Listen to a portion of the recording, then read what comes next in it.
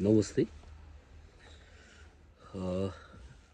आजकल हामीले हाम्रो अ, सन्ततिलाई कस्तो खालको शिक्षा दीक्षा दिइराखेका छौँ, कस्तो खालको संस्कार सिकाइराखेका छौँ भन्ने कुरा अलिकति राख्न चाहन्छु।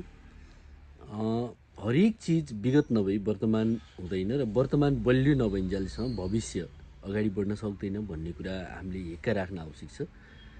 हाम्रो जस्तो एउटा चाहिँ सामाजिक आर्थिक रूपमा पिछडिएको एउटा मुलुकले बिस्तारै बिस्तारै एउटा चाहिँ नागरिकमा चेतना पैदा भएको र त्यो नागरिकले आफूले आफूलाई सक्षम बनाउन पनि प्रयत्न गरिराखेको, आफ्नो अधिकार प्राप्त गर्नको लागि चाहिँ कसरी सङ्घर्ष गर्नुपर्छ भन्ने पनि सिकेको होइन। नागरिक बिस्तारै बिस्तारै चाहिँ के हो त भन्दाखेरि यो मानव विकासको क्रममा मान्छेले प्राप्त गर्ने घाँसपास कपास जस्ता अधिकारहरू चाहिँ सुनिश्चित गर्नुपर्छ राज्यले भन्ने कुरा पनि बिस्तारै बिस्तारै सिक्दै गएको परिवेशमा र योभन्दा हाम्रो अघिल्लो पुस्ताले असाध्यै धेरै दुःख र मेहनत गरेर स्थापित गरेको एउटा मान्यता, यो मान्यतामा टेकेर बिस्तारै अगाडि बढ्ने हो भने हामी पक्कै पनि चाहिँ एउटा चाहिँ समुन्नतितिर जान्छौँ भन्ने कुरा चाहिँ अहिलेको सन्ततिलाई सिकाउन आवश्यक छ। हामीले कतिपय चिज कस्तो हुँदो रहेछ भन्दाखेरि चाहिँ हामीले गलत ढङ्गले व्यवहार गऱ्यौँ भने होइन, गलत ढङ्गले विगतको इतिहासलाई विगतलाई गलत ढङ्गले अपव्याख्या गऱ्यौँ भने त्यो पुस्ताले भविष्य निर्माण गर्न सक्दैन होइन। त्यो पुस्तामा अन्योलता पैदा हुन्छ। त्यो पुस्ताले चाहिँ मेरो इतिहास यो रहेछ, मैले यसो गर्नुपर्ने रहेछ भन्ने कहिले पनि बुझ्दैन। हामीले विशेष गरेर अहिलेको यो पुस्तालाई चाहिँ हामीले इतिहास, हाम्रो विगत सम्झाउन आवश्यक छ।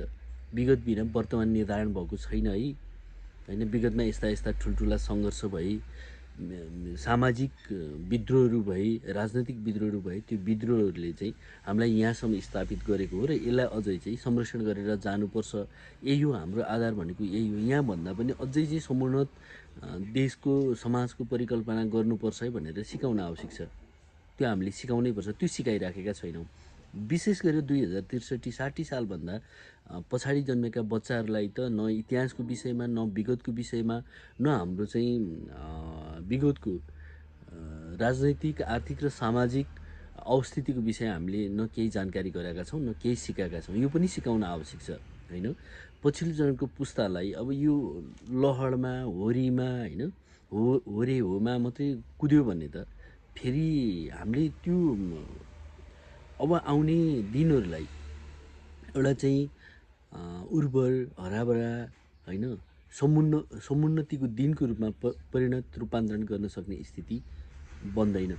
तसर्थ कम्तीमा पनि चाहिँ इतिहासको विषयमा होइन, इतिहासको विषयमा हार्नेहरूको इतिहास लेखिँदैन, जित्नेहरूको मात्रै लेखिन्छ भन्छन्। तर त्यसरी होइन, कम्तीमा पनि विगतमा यस्तो भएको थियो, यस्तो संरचना थियो होइन, हाम्रो सामाजिक आर्थिक संरचना यस्तो थियो र यस्ता यस्ता कामहरू भयो भनेर हामीले सिकाउनै आवश्यक छ कि सिकाइएन भने पक्कै पनि चाहिँ के हो त भन्दाखेरि तपाईँ हामीले परिकल्पना गरेको समाज निर्माण हुन सक्दैन। अनि अर्को कुरा चाहिँ हामीले अहिले युवाहरूलाई भनिराखेको कुरा, अहिलेको चाहिँ एकदम यङ स्टारलाई भनिराखेको कुरा के हो भन्दाखेरि चाहिँ तिम्रो यो देशमा भविष्य छैन, तिमीले अन्तै भविष्य खोज भनेर हामीले एउटा भाष्य निर्माण गर्न खोजिराखेका छौँ। यो कतिपय चाहिँ हाम्रो महत्त्वाकांक्षाहरूले पनि काम गरेको छ। हामी चाहिँ यहाँ कस्तो भन्दाखेरि अलिकति पढिसके पछाडि होइन, यहाँ चाहिँ बस्नै नसक्ने, यहाँ काम गर्नै नसक्ने, यहाँ काम गर्नु नै हुँदैन भन्ने होइन। अब हाम्रो चाहिँ आर्थिक अवस्था पनि सबैतिर पहिलाको भन्दा अहिलेको असाध्यै धेरै सुदृढ छ, राम्रो छ होइन। मान्छेले बिस्तारै बिस्तारै प्रगतिहरू गरिराखेका छन्, मान्छेले नयाँ नयाँ चिजहरू सिकिराखेका छन्। प्रविधिको कुरामा पनि हामी निकै धेरै पिछडिएको थियौँ। हामी बिस्तारै बिस्तारै सूचना प्रविधिले पनि हामीलाई चाहिँ अगाडि बिस्तारै तानिराखेको छ। दुनियाँभर कसरी चाहिँ काम गर्नुपर्ने रहेछ भन्ने सिकिराखेका छौँ।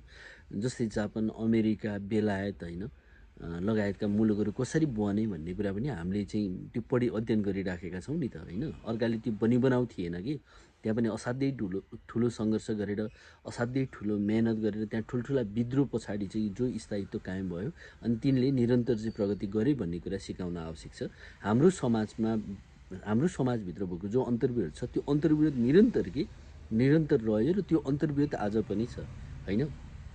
हामीले 18-20 वर्षदेखि अगाडि मात्रै यो चाहिँ वाक स्वतन्त्रता पाएको छौँ। साँच्चै भन्दाखेरि खुलेर आपसमा कुरा गर्न सक्ने, खुलेर कसैको आलोचना गर्ने, खुलेर प्रतिवाद गर्न सक्ने, खुलेर आफ्नो कुरा राख्न सक्ने, महिलाहरूले अधिकार खोज्न सक्ने, दलित जनजाति चाहिँ पिछडिएको वर्गले आफ्नो अधिकार खोज्न सक्ने सकेको भनेको चाहिँ यो 15-18 वर्षको पिरियडमा मात्रै भएको छ।